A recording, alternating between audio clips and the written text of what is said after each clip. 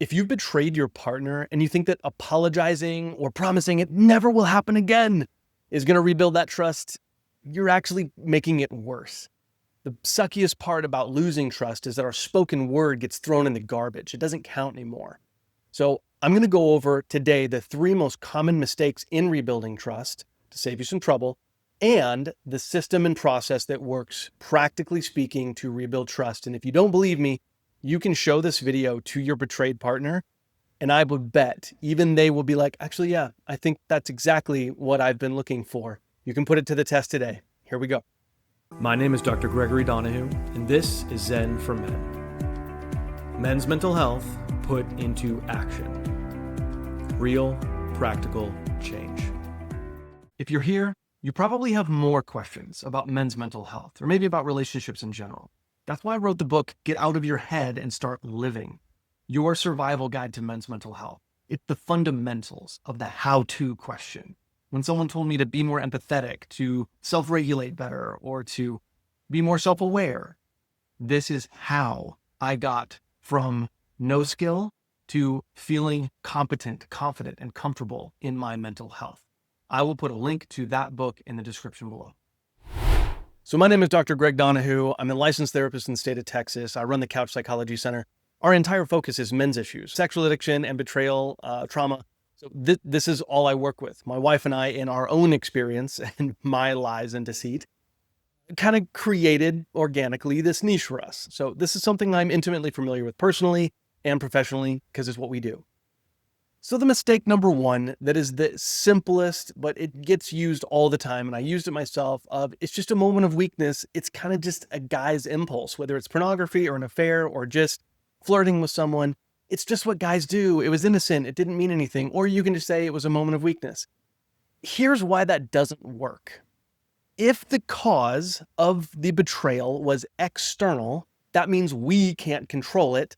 Therefore, we can't stop it from happening again. All she is going to hear is, I'm not safe because he hasn't addressed the real issue. So the truth is, until we discover what the internal reason was, why we gave into it or why we went down that path, emotional avoidance and unmet need, we didn't communicate our needs enough, or there's character work that we haven't done on childhood trauma. There's just no foundation for rebuilding trust if the only explanation is, that made me do it. So the key point for this particular problem, and this is why it doesn't work, is if it's blamed externally, that's no accountability there. So if there's no accountability, then she just can't trust. Mistake number 2, it won't ever happen again. It was a one-time thing, I promise. First of all, our word is already broken. We promised before, or we insinuated before, that we wouldn't do this, and yet we did. So that spoken promise doesn't really hold any weight anymore because we broke it once. Now, for me, what seemed the most unfair about this one is I thought, look at all the good things I've done. Look at all the loyalty I've had up until now, and you're going to hold me to this one thing? Trauma can really get broken that fast because it's unexpected. It creates unpredictable. In her mind, this wasn't going to happen. So the fact that it did puts a lot of things into question. This is not about fairness. This is just about tactics that rebuild trust. So fair or unfair, however I felt, I needed to find the tactics that genuinely rebuilt trust with my wife, because telling her, hey, why aren't you giving me credit for all the good things? You're just holding me to this one thing. You're being the weak one. It didn't get me my goal anyway. So the key to this process is the really tough question, which I get into later in another video, which is the why question. The why has to be eventually answered, but that's not where we start, because most of the time, guys, there's so much autopilot and survival going on. Most of the time, we don't know why we did it. We can think of some surface level options, but unless we have a solid, really worked out why, that's not where we should start. We should just acknowledge this is what happened, and I'm going to start working on it. Mistake number 3. Why are we still talking about this? We know it happened. I owned up to it. Why can't we just move on? Why are you still hung up on about this? I owned up. What else do you want me to do? I apologized. The biggest problem with deception and with a lie is that for the other person's nervous system, it put it into context of, I was able to be lied to. I was able to be manipulated. Now, the biggest rough part about that is someone who's been tricked, someone who has felt gullible, felt like a fool, that person is going to doubt their own tells now. They're going to doubt their own ability to tell the truth. So it's actually not about your ability to tell the truth or not. The betrayed person needs to rebuild their own trust in themselves. So they're going to need not only an explanation from us as the betrayers, but also within themselves of how do I know that I can actually detect it? I was fooled once. Why was I fooled? So they're going to have their own part of this process to rebuild that trust. So the lie changes everything. It's not just about the behavior that we did. It's about that spoken word and predictability was lost. That is a very unique process to rebuild. So from the spouse's perspective or from the partner's perspective, every time that we said, I'm fine, I can get through this, it's not a big deal. Now all of a sudden they're questioning it. It's like, well, are you? You said that before and then this happened, and their fight or flight is going to go on. And that's one of the main goals that we have in this process, is to address with our partner their own nervous system response. Because trust me, they're not comfortable in it either. They're not choosing to have this nervous system trauma reaction. So we got to face the reality, help our own nervous systems, because we're not choosing to feel this way. It's organic. It is neurochemical. So let's move into the solution. The first problem that needs to be solved is our spoken word is completely jacked up. It is just the fact of the matter that whatever we say to try to rebuild credibility isn't going to work. We can make promises. We can try to console. It's not going to have the impact that it did before. That doesn't mean it never will, but for a while, it is going to be in question to her nervous system. And that is, so what we need is a system that does not rely on our spoken word. It is evidence-based, and it brings in other sources of trustworthiness, which brings us to step number 1. Bring in external accountability. When our partners see that someone else can vouch for our process, they don't have to trust our spoken word. They get to trust the other person. So primarily, this is going to be a therapist, 12-step program sponsor, men's recovery group with a leader, couples therapy who's infidelity trained. Anytime there's someone else who can vouch, they don't have to trust their instinct as much anymore, and they don't have to trust our spoken word. They get to ask that person or those people, hey, are things going okay? Because I don't know if I could even tell. I was tricked before. So adding in external accountability is a must to rebuild trust. Don't just keep trying to be angry that you're not believing me anymore. Think of all the other times I spoke the truth. One lie really does have that much power when it's of this kind of trauma magnitude. It's important to remember that this external accountability isn't designed to be forever. Most of these steps are meant to be like a physical therapy after a trust injury. You got to make sure that the trust bone heals correctly, because if it doesn't, your relationship is going to have a limp for a very long time. And some of you watching this video probably had the D-Day moment where the information came out a long time ago, or maybe it was just a couple days ago, or maybe an hour ago. But for most of us, we realize trying to just reassert, I am trustworthy, how can I convince you, it doesn't work. So external accountability. Method number 2, active versus passive honesty. Now, most of us, when we've been caught in something, we feel guilty and we want to rebuild trust. So here's my phone password. You can see everything.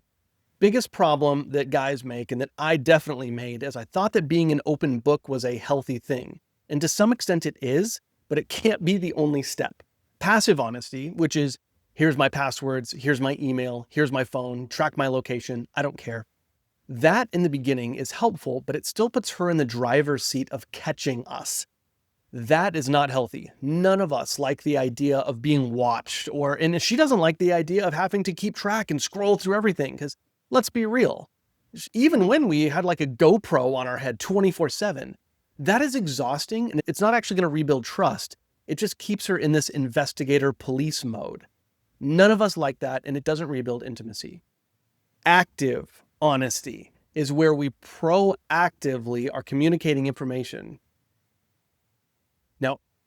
Now here's the trick about active honesty.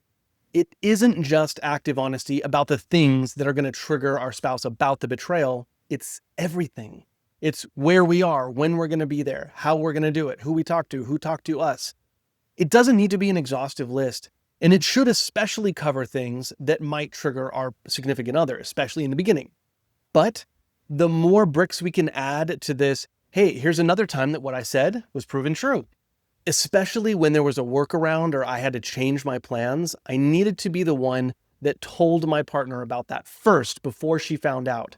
That is gold for her nervous system to say, okay, I've experienced now once, twice, 3 times, 100 times. He is proactively going to tell me that. I didn't have to search for it. Every time she finds out information first, that is reinforcing that I am going to deceive her. She has to find out for herself. So this is like a race to the nervous system. I want to tell her first all the information, especially if it changes. That rebuilds trust so fast, but it's got to be consistent. I'm going to reiterate again. This is going to feel exhausting, and this is going to feel belittling and make us feel like a small child. I'll speak for myself. This made me feel like a kid, and I resented the process. I had to have other people hammering this into me over and over and over again.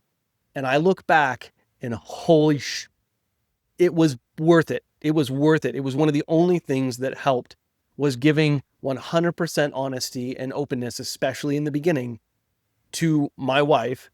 It helped more than almost any other maneuver, is this active honesty versus passive honesty. So I highly recommend. It doesn't have to be like this forever, but man, it helps in the beginning for that physical therapy time period where you're rebuilding trust. So keep that in mind. The last tool that is really going to make or break the beginning is there needs to be an agreement on what behaviors are okay and which ones are not. Man, my wife will tell you, I was such a big fan of the word technically, and she hated it. I would always argue with her, well, technically I didn't do this, or technically I did. I would go into the semantics of what we agreed upon versus not agreed upon, and it was not in the spirit of rebuilding trust. I was passive aggressively protesting that I didn't feel equal, or that I didn't feel like it was fair what she was putting me through. Did not rebuild trust. The 3 circles is my favorite, is from the SAA program, the Sex Addicts Anonymous program.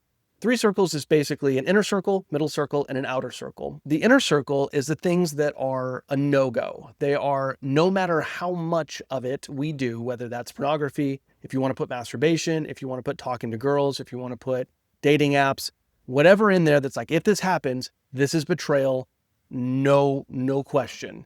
That's the stuff that needs to be in the inner circle. The middle circle is about warning signs. I'm irritable. I'm not getting enough sleep. This is even about stuff that you think isn't even related to whatever the betrayal was about. But if it's a warning sign, I found myself getting short with you. I started overworking myself, or avoiding the situation, or less communication, or I'm isolating and not hanging out with my friends. I eat more sugar. That was a big one for me. Any middle warning sign that's like, I don't know if this is going in the right direction, that gets to become a warning sign for you both. And then, of course, the outer circle is your freaking best life. That is what we are proud of doing. It's creative works, it's friends, it is hydrating, it is exercise, all specific to the type of exercise, the type of whatever fits our schedule. Be as specific as possible about each of these categories. And then I highly recommend that the partner does a version of the 3 circles for us, the betraying partner, and then we do it for ourselves, and then combine. It is usually also good to talk about a regular check-in time to say, how are we doing in the 3 circles? And what we're doing about it. That's usually the key. It's saying, hey, even if I entered the middle circle or even the inner circle, when this happened, this is what I did about it. For me and my wife, we have a 24-hour window that if I go into inner circle, I have 24 hours to tell her, ideally after I've talked to other people about making a plan of why it happened and what I'm doing about it. You guys can set up what seems to work for you both, but I tend to find inner circle 24 hours, within 24 hours is good. For everything else, usually you can give vague details just to update them on how you're doing. And as long as you're working with a program, either a therapist or 12-step, and your partner trusts that they are keeping you accountable, takes the load off the partner. And a once-a-week check-in is usually sufficient there. So a big question I often get is, how long is all this supposed to take? Like, when am I actually going to earn trust back? The truth? I have no idea. Whatever your partner's been through and whatever you're going through is going to be completely unique. You probably have trauma. She probably has trauma. There is really no consistency to this process, and it is as complicated as traumas before. How often has this happened? Is this the first time? Is this many times? Have you betrayed before? Has she been betrayed before? There's so many things, but the most important part is start with these steps and stick to them. Notice it's going to be like a stock market trend. There are going to be days where you feel like no progress is going to be made. And then other days, there's going to be leaps of insight and progress and trust. And it's going to feel like, oh my gosh, this is just like it was. I don't want to ruin this. It's going to go up and down. The whole point is that hopefully there's an upward trajectory towards rebuilding trust. Eventually, active honesty just becomes normal communication, and the fear of getting in trouble or fear of the reaction starts to go down as the two of you figure out, especially as I make another video about the why letter, about really diving deep into this is why I did this and I've done the work. That can be a game changer, not only in saying what happened, the full story, but then saying this is why, the internal stuff that I wasn't telling you about. That can make such a difference to help the nervous system of the betrayed spouse finally calm down and restore some predictability. External accountability is necessary, active honesty, and then a clear sobriety agreement, a clear definition through the 3 circles. This is going to be humiliating work, and I mean that in a way that I hope inspires you to embrace the suck, embrace the humility of it for now as a servant aspect of I'm going to be here for her. That doesn't mean you don't get your own needs met though. If this is meaningful for you, if this is where you're at, either way after D-Day or you're right in the middle of it, drop a comment, tell me where you're at, which parts you're doing or which parts you're thinking about picking up.